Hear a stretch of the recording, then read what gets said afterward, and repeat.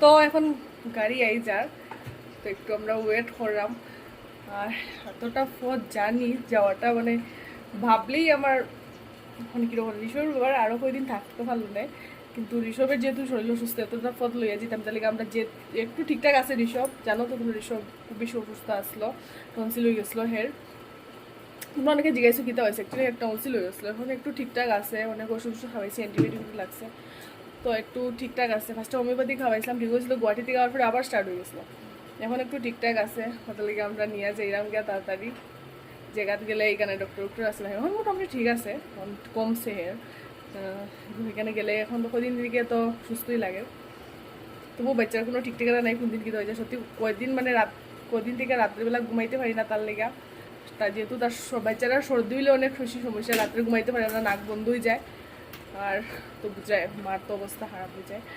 তো আমরা দুজনেই খুব বেশি কদিন থেকে অনেক কষ্ট করলাম, রাত্রেবেলা একদম ঘুমানি যায় না হের লেগা, এর নাক ঘুমাইলেই নাক বন্ধ হয়ে যায়, ঘুমাইলেই নাক বন্ধ হয়ে যায় সর্দির লেগা। আর আমার হের কাছ থেকে আমারও আই গেছে, ভাইরাস অ্যাকচুয়ালি। তখন একটু ঠিক আছে, কিন্তু সবাই ইয়ে হলো যাতে আমার ছেলেটা সুস্থ থাকে, সবার বাচ্চা সুস্থ, বাচ্চা অসুস্থ হলে অনেক বেশি প্রবলেম।